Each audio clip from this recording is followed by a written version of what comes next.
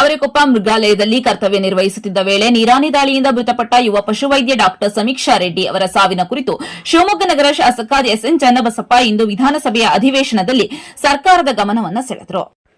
ಇನ್ನು ಪಶುವೈದ್ಯ ಸಾವಿನ ಬಗ್ಗೆ ವಿಷಯ ಪ್ರಸ್ತಾಪಿಸಿದ ಚನ್ನಬಸಪ್ಪ, ಅಸ್ವಸ್ಥ ಪ್ರಾಣಿಗೆ ಚಿಕಿತ್ಸೆ ನೀಡಲು ತೆರಳಿದ್ದ ಒಬ್ಬ ಪ್ರತಿಭಾವಂತ ಯುವ ವೈದ್ಯೆಯನ್ನು ನಾವು ಕಳೆದುಕೊಂಡಿರುವುದು ಅತ್ಯಂತ ಹೃದಯ ವಿದ್ರಾವಕ ಸಂಗತಿ.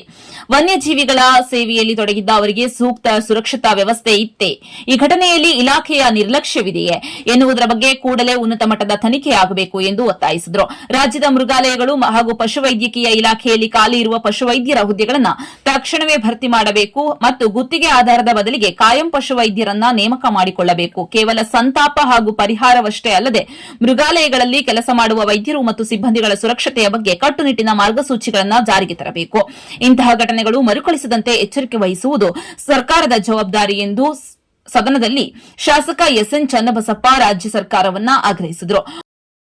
ಒಂದು ಸಣ್ಣ ಬ್ರೇಕ್ನ ನಂತರ ಶಾಸಕ ಚನ್ನಬಸಪ್ಪ ಪಶುವೈದ್ಯ ಸಮೀಕ್ಷಾ ರೆಡ್ಡಿ ಸಾವಿನ ಬಗ್ಗೆ ಏನ್ ಹೇಳಿದ್ರು ಕೇಳೋಣ ಬನ್ನಿ.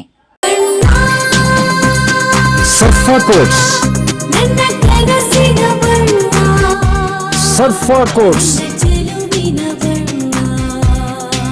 ಸರ್ಫಾ ಕೋಟ್ಸ್ ರವರ ಸುದೀರ್ಘ ಬಾಳಿಕೆಯ ಸುಂದರವೂ ಆದ ಜಲಾಧಾರಿತ ಪರಿಸರ ಸ್ನೇಹಿ ಪೇಂಟ್ಗಳನ್ನೇ ಬಳಸಿ. Sarfa luxury emulsion paint, odourless, low VOC, good for health, good for earth. Sarfa quotes.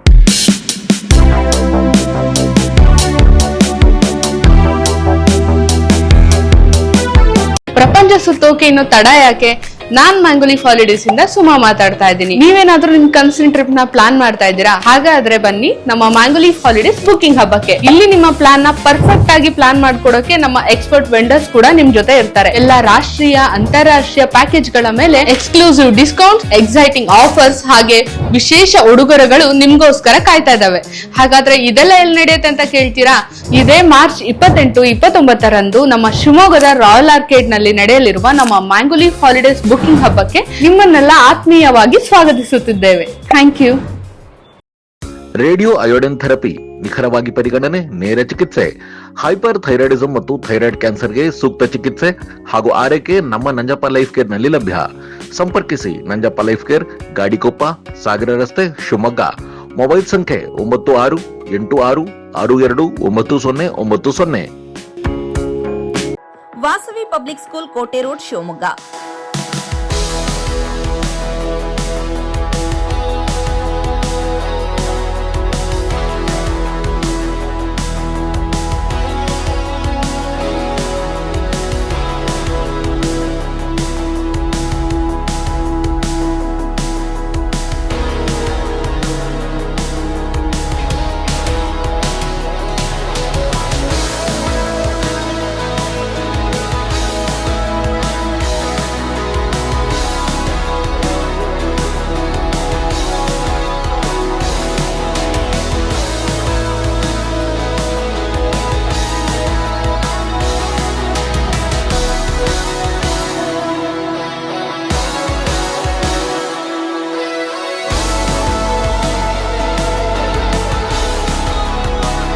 Bringing excellence to student. Admission open 2026-27. Nursery to 10th standard.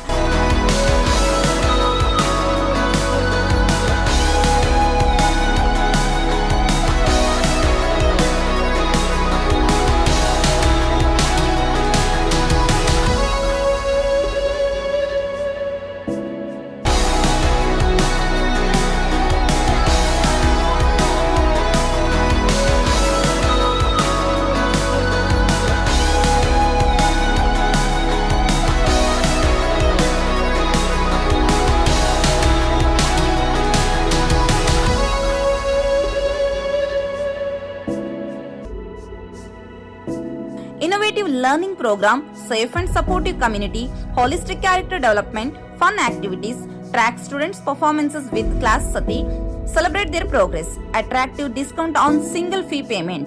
For admission, contact 97421-51421, 9900862246, 9964586181. ಮೊನ್ನೆ ಮಾರ್ಚ್ 20ನೇ ತಾರೀಕು ಶಿವಮೊಗ್ಗ ನಗರದಲ್ಲಿ ತಾವರೆಕೊಪ್ಪ ಹುಲಿ ಸಿಂಹಧಾಮದಲ್ಲಿ ಮಧ್ಯರಾತ್ರಿ ಸುಮಾರು 11:30-12 ಗಂಟೆಗೆ ಡಾಕ್ಟರ್ ಸಮೀಕ್ಷಾ ರೆಡ್ಡಿ ಅನ್ನೋಂಥ ಡಾಕ್ಟರಲ್ಲಿ ಹೋದಾಗ ಅವರ ಸಾವಾಗಿದೆ. ನೀರಾನೆ ಅದರ ಮೇಲೆ ದಾಳಿ ಮಾಡಿದಂಥ ಪರಿಣಾಮವಾಗಿ ಸಾವನ್ನ ಒಪ್ಪಿದ್ದಾರೆ. ಇದ್ರ ಬಗ್ಗೆ ಸರ್ಕಾರಕ್ಕೆ ಇದ್ರ ಬಗ್ಗೆ ಏನಾಗಿದೆ ಅನ್ನೋದ್ರ ಬಗ್ಗೆ ಮಾಹಿತಿ ಇದೆಯಾ ಅನ್ನೋದ್ರ ಬಗ್ಗೆ ಕೇಳಬೇಕು, ಗಮನ ತರಬೇಕು ಅನ್ನೋ ಕಾರಣಕ್ಕೋಸ್ಕರ ಈ ಸಬ್ಜೆಕ್ಟ್ ಅನ್ನು ತಂದಿದ್ದೇನೆ ಮಾನ್ಯ ಅಧ್ಯಕ್ಷರೇ. ಓಕೆ, ನಾಳೆ ಉತ್ತರ ಕೊಡಿ. ಸನ್ಮಾನ್ಯ ಸಭಾಧ್ಯಕ್ಷರೇ, ಶಿವಮೊಗ್ಗ ಜಿಲ್ಲೆಯ ತ್ಯಾವರಕುಪ್ಪ ಮೃಗಾಲಯದಲ್ಲಿ 27 ವರ್ಷದ ಯುವ ತರಬೇತಿ ನಿರತ ಪಶುವೈದ್ಯೆ ಸಮೀಕ್ಷಾ ರೆಡ್ಡಿ ಅವರು ನೀರಾನೆ ದಾಳಿಯಿಂದ ಮೃತಪಟ್ಟಿರುವುದು ಅತ್ಯಂತ ದುಃಖದ ಸಂಗತಿಯಾಗಿದೆ, ಅತ್ಯಂತ ನೋವಿನ ಸಂಗತಿ ಆಗಿದೆ. ಈ ಒಂದು ಸದನದ ಮುಖಾಂತರ ನಾನು ಅವರಿಗೆ ಶ್ರದ್ಧಾಂಜಲಿಯನ್ನು ಅರ್ಪಿಸುತ್ತೇನೆ. ಇವತ್ತು ಈ ನೀರಾನೆ ದಾಳಿ ಮಾಡಿದೆ ಎಂಬ ವಿಷಯ ತಿಳಿದ ಕೂಡಲೇ ನಾನು ತಕ್ಷಣವೇ ಸೂಕ್ತ ಚಿಕಿತ್ಸೆ ನೀಡಬೇಕು ಅಂತ ಹೇಳಿ ಸೂಚನೆಯನ್ನು ಕೊಟ್ಟಿದ್ದೆ. ಆಸ್ಪತ್ರೆಗೆ ಕರ್ಕೊಂಡು ಹೋದ್ರು, ಆಪರೇಷನ್ ಮಾಡಿದ್ರು, ಆದ್ರೂ ಅದು ಯಶಸ್ವಿ ಆಗಲಿಲ್ಲ. ಅವರು ಇವತ್ತು ನಮ್ಮಿಂದ ಅಗಲಿ ಹೋಗಿದ್ದಾರೆ. ಸನ್ಮಾನ್ಯ ಸಭಾಧ್ಯಕ್ಷರೇ, ಇದೊಂದು ದುರ್ಘಟನೆ ಅಂತ ಹೇಳಬಹುದು. ಅವರು ಇತ್ತೀಚೆಗೆ ನಮ್ಮಲ್ಲಿ ಪಶುವೈದ್ಯ ಆಗಿ ಸೇವೆಗೆ ಜಾಯಿನ್ ಆಗಿದ್ರು. ಬಹಳ ಉತ್ಸಾಹಿಗಳಾಗಿದ್ರು. ಬಹಳಷ್ಟು ಹಿಂದೆ ಚಿರತೆಗೆ ಗಾಯ ಆಗಿದ್ದಂತ ಸಂದರ್ಭದಲ್ಲಿನೂ ಆ ಚಿರತೆಗೆ ಚಿಕಿತ್ಸೆ ಕೊಟ್ಟು ಅದನ್ನು ಸಂರಕ್ಷಣೆ ಮಾಡುವಂತ ಕೆಲಸವನ್ನು ಅವರು ಮಾಡಿದ್ರು. ಅವತ್ತು ರಾತ್ರಿ ಅವರು ಒಂದು ಪಕ್ಷಿಗೆ ಆಂಟಿಬಯೋಟಿಕ್ಸ್ ಕೊಡಬೇಕು ಅಂತ ಹೇಳಿ ರಾತ್ರಿ ಮೃಗಾಲಯಕ್ಕೆ ಹೋಗ್ತಾರೆ. ಅವ್ರ ಜೊತೆಯಲ್ಲಿ ಅವ್ರ ಸಹೋದ್ಯೋಗಿಗಳೊಂದಿಬ್ಬರಿಗೆ ಕರ್ಕೊಂಡು ಹೋಗ್ತಾರೆ. ನಿಮ್ಮ ಪಕ್ಷಿಗೆ ಆಂಟಿಬಯೋಟಿಕ್ ಕೊಟ್ಟು ಇವತ್ತು ನೀರಾನೆ ಏನಿದೆ ಅದರ ಎನ್ಕ್ಲೋಜರ್ ಸಪರೇಟ್ ಆಗಿದೆ. ಆ ನೀರಾನೆಗೆ ಅದು ಗರ್ಭಿಣಿ ಇದೆ, ಅದನ್ನು ನೋಡಬೇಕು ಅನ್ನುವಂತ ಒಂದು ಕಾತುರತೆಯಿಂದ ಆ ನೀರಾನೆಗೆ ನೋಡ್ಲಿಕ್ಕೆ ಹೋಗ್ತಾರೆ. ನೀರಾನೆಗೆ ನೋಡ್ಲಿಕ್ಕೆ ಹೋಗಿದಂತ ಸಂದರ್ಭದಲ್ಲಿ ಸಾಮಾನ್ಯವಾಗಿ ಆ ಎನ್ಕ್ಲೋಜರ್ ಅಲ್ಲಿ ನೀರಾನೆ ದಾಳಿ ಮಾಡ್ತದೆ ಕೆಲವೊಂದು ಸಂದರ್ಭದಲ್ಲಿ ಅಂತ ಗೊತ್ತಿರುತ್ತೆ, ಅದು ಅಪಾಯ ಅಂತಾನು ಗೊತ್ತಿರುತ್ತೆ. ಆ ಸಂದರ್ಭದಲ್ಲಿ ಅಂತ ಪರಿಸ್ಥಿತಿಯಲ್ಲಿ ಪಶುವೈದ್ಯರು ಹೋಗೋದಿಲ್ಲ. ಅಲ್ಲಿ ಅವರು ಕುತೂಹಲದಿಂದ ಹೋಗಿದ್ದಾರೆ. ಹೋಗಿ ಏಣಿ ಹತ್ತಿ ಕೆಳಗಡೆ ಬಿದ್ದು ಸಪ್ಪಳ ಆಗಿ ಆ ನೀರಾನೆ ಅವ್ರ ಮೇಲೆ ದಾಳಿ ಮಾಡಿದೆ. ಆ ದಾಳಿ ಮಾಡಿದ ನಂತರ ಅವರಿಗೆ ಆಸ್ಪತ್ರೆಗೆ ಸೇರಿಸಲಾಗಿದೆ. ಆ ಚಿಕಿತ್ಸೆಗೆ ಅವರು ಸ್ಪಂದಿಸಲಿಲ್ಲ, ಅವ್ರು ಮೃತಪಟ್ಟಿದ್ದಾರೆ. ಬಹಳ ದುಃಖದ ಒಂದು ಸಂಗತಿ ಆಗಿದೆ. ಈ ವಿಷಯದ ಬಗ್ಗೆ ನಾನು ಈಗಾಗಲೇ ಉನ್ನತ ಮಟ್ಟದ ತನಿಖೆಗೆ ಆದೇಶ ಮಾಡಿದ್ದೇನೆ. ಏನು ನಮ್ಮ ಮೃಗಾಲಯಗಳಲ್ಲಿ SOP ಇದೆ, SOP ನಿಜವಾಗಿ ಹೇಳಬೇಕು ಅಂದ್ರೆ ಯಾವುದು ಇವತ್ತು SOP ಇಲ್ಲಿವರೆಗೆ ಮೃಗಾಲಯದಲ್ಲಿ ಇಲ್ಲ.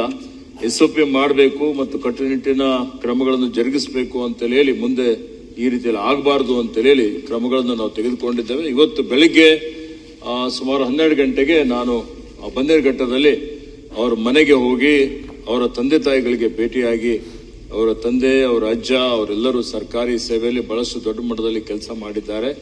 ಇವತ್ತು ನಾನು 30 ಲಕ್ಷ ರೂಪಾಯಿ ಅವರಿಗೆ ಪರಿಹಾರ ಕೊಡಬೇಕು ಅಂತ ಹೇಳಿ ಹೋಗಿದ್ದೆ, ಚೆಕ್ ತೆಗೆದುಕೊಂಡು ಹೋಗಿದ್ದೆ. ನಾವು ಪರಿಹಾರ ಬೇಕಾಗಿಲ್ಲ.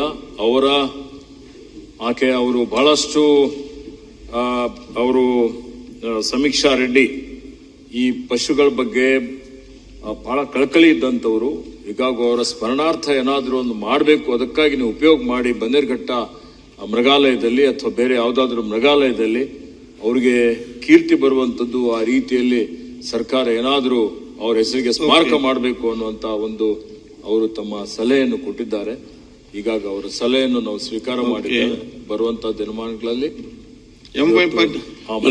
ಹುತಾತ್ಮರಾಗಿದ್ದಾರೆ, ಅವರ ಸ್ಮರಣಾರ್ಥ ಒಂದು ಏನಾದರೂ ಒಂದು ಯೋಜನೆ ರೂಪಿಸ್ತೇವೆ ಅನ್ನುವಂಥದ್ದು ಹೇಳಿಕೆ ಬಯಸ್ತೀನಿ. ಮಾನ್ಯ ಅಧ್ಯಕ್ಷರೇ, ಅಲ್ಲಲ್ಲ, ಇದು ಏನು ಅಂದ್ರೆ ಸಂತಾಪ ಸೂಚಕ ಸಭೆಗೆ ಆಗೋಗ್ಬಿಡುತ್ತೆ ಅಂತ ಅನಿಸ್ಬಿಡುತ್ತೆ ನನಗೆ. ನನ್ ಒಂದು ವಿನಂತಿ ಅಂದ್ರೆ, ಅಲ್ಲಿ ತಾವರೆಕೊಪ್ಪ ನಮ್ಮ ಈ ವೈಲ್ಡ್ ಲೈಫ್ ಒಳಗಡೆ ನಮಗೆ 20 ವರ್ಷದಿಂದ ಪರ್ಮನೆಂಟ್ ಡಾಕ್ಟರ್ಸ್ ಇಲ್ಲ ಸರ್. ಎಷ್ಟು ಸರಿ ಸಂತಾಪ ಸೂಚಕ ಸಭೆಗೆ ಹೋಗ್ಬೇಕಾಗತ್ತೆ ನಾವು. ಓಕೆ, ಹಾಗಾಗಿ ಇದ್ರ ಬಗ್ಗೆ ಗಂಭೀರವಾಗಿ ನಾವು ಯೋಚನೆ ಮಾಡದೆ ಹೋದ್ರೆ 20 ವರ್ಷದಿಂದ 21 ವರ್ಷದಿಂದ ಒಬ್ರು ಸರಿಯಾದಂತ ಪರ್ಮನೆಂಟ್ ಡಾಕ್ಟರ್ಸ್ ಇಲ್ಲ ಅಂತ ಆದ್ರೆ ಹೇಗೆ ನಾವು ಅಲ್ಲಿರುವಂತ ವ್ಯಕ್ತಿಗಳನ್ನ ಕಾಪಾಡ್ಕೊಳಕ್ ಸಾಧ್ಯ ಆಗತ್ತೆ ನಮ್ಮಿಂದ? ಇದ್ರ ಬಗ್ಗೆ ಸರ್ಕಾರ ಗಂಭೀರ ಇಲ್ದೇ ಇದ್ರೆ ಸರ್ಕಾರ ಸಂತಾಪ ಸೂಚಕಕ್ಕೋಸ್ಕರ ಸರ್ಕಾರ ಇದೆ ಅಂತೇಳಿ ಅನಿಸ್ಬಿಡುತ್ತೆ ನಮಗೆ. ಹಾಗಾಗಬಾರ್ದು ಸರ್. ನೀವೆಲ್ಲ ಇರೋ ಯಾಕಂದ್ರೆ ನೀವು ಆಸಕ್ತಿ ಹೇಳಿದ್ರಲ್ಲ ಈಗ ವಿನಂತಿ ಸರ್, ನನ್ನ ವಿನಂತಿ ಇದ್ರ ಬಗ್ಗೆ ಸಮಗ್ರವಾಗಿ. ಈಗ ಏನಾಗಿದೆ ಸರ್, ಈಗ ಸಹಜವಾದಂತ ರೀತಿಯೊಳಗಡೆ ರೀತಿಯಲ್ಲಿ ತಾವು ಉತ್ತರ ಕೊಟ್ರಿ ಸರ್. ಇರ್ಬೋದು ಸರ್, ಆದ್ರೆ ಇದು ಗಂಭೀರತೆಯನ್ನು ಅರ್ಥ ಮಾಡ್ಕೊಳ್ತೇವೆ ಸರ್. ರಾತ್ರಿ 11:00ವರೆಗೆ ಹೆಣ್ಮಕ್ಳಿಗೆ ಬರಕ್ ಹೇಳಿದ್ದಾರೆ, ವಿತ್ ಜೀಪ್ ಬಂದಿದೆ ಅಲ್ಲಿಗೆ. ಆದ್ರೆ ಜೀಪ್ ಬಂದಾಗ ಒಬ್ಬಳೆ ಹೆಣ್ಮಕ್ಳಿಗೆ ಕಳಿಸಬಾರ್ದು ಅಂತ ಹೇಳಿ, ಯಾಕಂದ್ರೆ ಶಿವಮೊಗ್ಗದಲ್ಲಿ 2 ವರ್ಷ ಓದಿದಂತ ಹೆಣ್ಮಗಳು ಅವಳು. ಬೆಂಗಳೂರಿನೊಳಗಡೆ ಬೆಂಗಳೂರಿಂದ ಅಲ್ಲಿ ಬಂದು ಕೆಲಸಕ್ಕೆ ಸೇರಿ 45 ದಿನ ಅಷ್ಟೇ ಆಗಿರೋದು ಸರ್. ಕಳ್ಕೊಂಡ್ಬಿಟ್ಟು ಅವಳನ್ನ 45 ಡೇಸ್ ಅಲ್ಲಿ ಕೆಲಸಕ್ಕೆ ಸೇರ್ಕೊಂಡು 45 ದಿನದೊಳಗೆ ಒಂದು ವಾಪಸ್ಸು ಹೊರಗಡೆ ಬರೋದಿಲ್ಲ, ಅವಳು ಕೆಲಸ ಮಾಡ್ಲಿಕ್ಕೆ ಅವಕಾಶ ಆಗೋದೇ ಇಲ್ಲ ಅಂತ ಸತ್ತೋಗ್ಬಿಡ್ತಾಳೆ ಅಂತ ಆದ್ರೆ ಇದು ಗಂಭೀರತೆ ನಾನು ಅರ್ಥ ಮಾಡ್ಕೊಳ್ಳೋದ್ರೆ ಯಾರು ಅರ್ಥ ಮಾಡ್ಕೋಬೇಕು ಅಂತ. ಸೊ ಹಾಗಾಗಿ ನಂದೇನು ಅಂತ ಹೇಳಿದ್ರೆ ಅದಕ್ಕೆ ಬೇಕಾಗಿರುವಂತ ಸರಿಯಾದಂತ ತನಿಖೆ. ಏನು ಒಂದ್ ಮಾತು ಹೇಳಿದ್ರು ಸರ್ ಅವ್ರು, ಅದಕ್ಕೆ ಒಂಚೂರು ಇವತ್ತು ಕ್ಲಾರಿಫಿಕೇಶನ್ ಏನು ಅಂತ ಹೇಳಿದ್ರೆ, ಅವ್ರು ಹೋಗಿದ್ದು ಪಕ್ಷಿಗೆ ಚಿಕಿತ್ಸೆ ಕೊಡಕ್ಕೋಸ್ಕರ ಹೋಗಿದ್ರು. ಆದ್ರೆ ರಾತ್ರಿ ಪಕ್ಷಿಗೋಸ್ಕರ ಚಿಕಿತ್ಸೆ ಇಲ್ಲಿವರೆಗೂ ನಮಗಿರೋ ಮಾಹಿತಿಗಳ ಪ್ರಕಾರ ರಾತ್ರಿ ಹೋಗ್ಬೇಕಾದ್ರೆ ಸರಿಯಾದಂತ ತಂಡ ಇಲ್ದೇ ಇದ್ರೆ ಹೋಗಕ್ ಆಗೋದಿಲ್ಲ. ಸರಿಯಾದಂತ ತಂಡ ಹೋಗ್ಬೇಕಾಗತ್ತೆ. ತಂಡ ಹೋಗೋದ್ರಿಂದ ಹೆಣ್ಮಕ್ಳ ಮೇಲೆ ಆಪಾದನೆ ಮಾಡುವಂತ ತಪ್ಪನ್ನ ಹೊರಿಸುವಂತ ಸ್ಥಿತಿ ಒಳಗಡೆ ಚರ್ಚೆ ಅದು ಬಿಟ್ಟು ಬೇರೆ ಹೆಣ್ಮಕ್ಳು ಹೋಗಿದ್ದೆ ತಪ್ಪು ಅನ್ನೋ ರೀತಿಯೊಳಗೆ ಬಿಂಬಿತ ಆಗ್ತಾ ಇರುವಂತ ವರದಿ ಏನಿದೆಯಲ್ಲ ಸರ್, ಇದನ್ನ ತಾವು ಗಂಭೀರವಾಗಿ ತನಿಖೆ ಮೂಲಕ ಸರಿಯಾದಂತ ರೀತಿಯೊಳಗಡೆ ತನಿಖೆ ಮಾಡಬೇಕು. ಏನಾಗಿದೆ ಅನ್ನೋದ್ರ ಬಗ್ಗೆ ಸರಿಯಾದಂತ ಬೆಳಕನ್ನು ಚೆಲ್ಲಬೇಕಾಗತ್ತೆ. ಸ್ಪಷ್ಟವಾಗಿ ಹೇಳಲಿಕ್ಕೆ ಬಯಸ್ತಾ ಇದ್ದೇನೆ, ಯಾರು ವೈದ್ಯ ಬಗ್ಗೆ ತನಿಖೆ ಬಗ್ಗೆ ಏನಾದರೂ ತಪ್ಪಾಗಿ ಹೋಗಿದ್ದಾರೆ ಅನ್ನುವಂತ ಅರ್ಥೈಸುವಂತ ರೀತಿಯಲ್ಲಿ ಯಾರಿಗೂ ಹೇಳಿಕೆಯನ್ನು ಕೊಟ್ಟಿಲ್ಲ ಅಂತ ಹೇಳಿಕೆ ಯಾರಾದ್ರೂ ಕೊಟ್ರೆ ನಮ್ಮ ಅಧಿಕಾರಿಗಳ ಮೇಲೆ ಶಿಸ್ತು ಕ್ರಮ ಜರುಗಿಸ್ತೇವೆ. ಈಗಾಗಲೇ ಅವರ ಪರಿವಾರದವರಿಗೆ ನಾನು ಹೇಳಿ ಹೋಗಿದ್ದೆ, ಯಾವುದೇ ಒಂದು ಹೆಣ ಬೀಳದೇವರ ರೀತಿ ಇವತ್ತು ರಾತ್ರಿ ಅವರು ನನಗೆ ಈಗಾಗಲೇ ಪ್ರಾಥಮಿಕವಾಗಿ ನನಗೆ ವರದಿ ಕೊಟ್ಟ ಪ್ರಕಾರ ಅವರು ರಾತ್ರಿ ಆ ಪಕ್ಷಿಗೆ ಇವತ್ತು ಆಂಟಿಬಯೋಟಿಕ್ಸ್ ಕೊಡ್ಲಿಕ್ಕೆ ಹೋಗಿದ್ರು. ಅವರಾಗೆ ಹೋದ್ರು, ಕರ್ತವ್ಯ ನಿರತರಾಗಿ ಹೋಗಿದ್ರು ಸರ್. ಅವರಾಗೆ ಹೋಗಲಿಲ್ಲ. ಸಾಯಂಕಾಲ ಆಂಟಿಬಯೋಟಿಕ್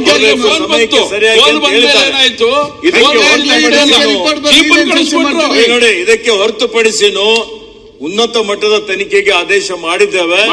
ಅರಣ್ಯ ಇಲಾಖೆಯವರು ತನಿಖೆ ಮಾಡ್ತಾ ಇದ್ದಾರೆ, ಪೊಲೀಸರು ತನಿಖೆ ಮಾಡ್ತಾ ಇದ್ದಾರೆ, ಸಿಸಿಟಿವಿ ಕ್ಯಾಮೆರಾನು ಇದೆ. ಉನ್ನತ ಮಟ್ಟದ ತನಿಖೆ ಅವರ ಮೊಬೈಲ್ ಅಲ್ಲೂ ಏನೇನು ಸಂಭಾಷಣೆಗಳಿದೆ ಅದು ನಡೀತಾ ಇದೆ. ಇದರಲ್ಲಿ ಯಾರಾದ್ರೂ ಎಲ್ಲಾದ್ರೂ ಲೋಪದೋಷಗಳು ಮಾಡಿದರೆ ಅಥವಾ ಕರ್ತವ್ಯ ಲೋಪ ಮಾಡಿದರೆ ಅಂತವ್ರ ಮೇಲೆ ಶಿಸ್ತು ಕ್ರಮವನ್ನು ಜರುಗಿಸ್ತವೆ. ಅಧ್ಯಕ್ಷರೇ ಒಂದ್ ನಿಮಿಷ, ನಂದು ಕೂಡ ಅದು ಬಾರ್ಡರ್ ಬರುತ್ತೆ ಮತ್ತು ಸಕ್ಕರೆ ಬೈಲು ಆನೆ ಬಿಡಾರ ನನ್ನ ಕ್ಷೇತ್ರದಲ್ಲಿ ಆನೆಗಳು ಎಷ್ಟು ಸತ್ತೋಯ್ತು.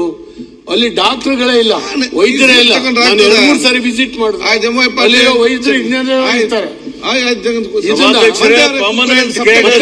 ಈಗ ಮಾನ್ಯ ಮುಖ್ಯಮಂತ್ರಿಗಳು ಸಪರೇಟ್ ಕೇಡರ್ ಇವರಿಗೆ ನಿಮ್ದು ವೆಟರ್ನರಿ ಡಾಕ್ಟರ್ಸ್ ಗಳಿಗೆ ತೆಗೆದುಕೊಳ್ಳಲಿಕ್ಕೆ ಪರವಾನಗಿ ಕೊಟ್ಟಿದ್ದಾರೆ ಆರ್ಥಿಕ ಇಲಾಖೆಯವರು. ಈಗ ಅರ್ಜಿಯನ್ನು ಕರೆದು ಪರ್ಮನೆಂಟ್ ಆಗಿ ಅರಣ್ಯ ಇಲಾಖೆಯಲ್ಲಿ ಏನು ಹಿಂದೆ ವೆಟರ್ನರಿ ಡಿಪಾರ್ಟ್ಮೆಂಟ್ ಇಂದ ನಿಯೋಜನೆಗೆ ತೆಗೆದುಕೊಳ್ತಾ ಇದ್ದು, ಈಗ ಪರ್ಮನೆಂಟ್ ಆಗಿ ಅವರಿಗೆ ಖಾಯಮಾಗಿ ತೆಗೆದುಕೊಳ್ಬೇಕು ಅನ್ನುವಂತ ಒಂದು ತೀರ್ಮಾನವನ್ನು ಮಾಡಿದ್ದೇವೆ. ರಾಜೇಶ್ ನಾಯ್ಕ್